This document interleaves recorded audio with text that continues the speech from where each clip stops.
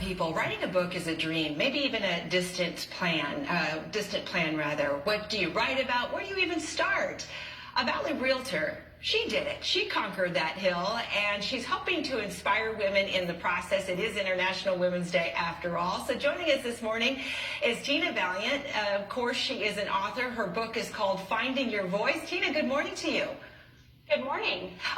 Let's first talk about the process of writing the book, because I was reading that you actually chose to write it by hand. Why did you choose to do it that way?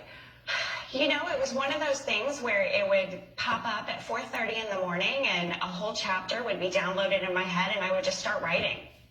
Interesting. And then it just flows from there, right? Yes.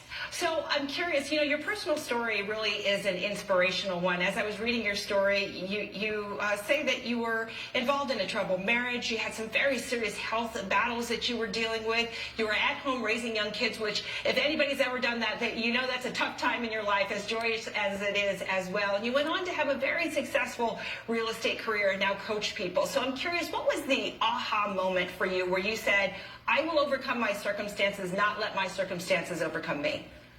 I had a defining moment where literally the doctors told me that they didn't think I was going to make it out of the hospital and that they thought I had cancer and they were trying to figure out where it was, but that I may not make it out. And in that moment, which I call defining moments, I realized that there were changes that I needed to make in my life, that if I ever got out of that hospital bed, I had to pursue what I wanted to do in life.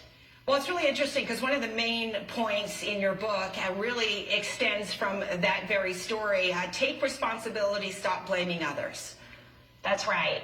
And, we all have circumstances that we need to overcome in our life. I had a very tumultuous childhood and every abuse imaginable by the age of 7. And I had a choice to make. I could either be a victim or I could be a survivor. And I chose to be a survivor. When somebody makes that choice and you try to move forward with that in mind, it's not unusual to have setbacks from that moment as well when you make that decision. What do you say to those who are maybe struggling? They make the decision, they want to overcome, but sometimes you have those setbacks. Things always get harder before they get better, and with pain comes growth. So don't give up. Don't stop at that wall. Keep going. Sometimes they say that there's blessing in the rain, right? I think that's interesting. Another thing I really love that you say in the book, one of the main points is people treat us the way we allow them to treat us. Talk to me a little bit more about that. It's time to start taking responsibility for the circumstances in our life. If we're in a bad marriage or a bad relationship or a bad job experience, we need to take a look at the common denominator, and that common denominator is us. We need to take responsibility for what we allow in our life, and we need to learn to forgive ourselves. I love that, to learn to forgive ourselves and sometimes other people, not necessarily for them, but for us, right? Exactly. It's all for us. It doesn't matter if we forgive other people to their face. What matters is that we're able to let it go so that we can move forward. Yes, let it go. Let it go.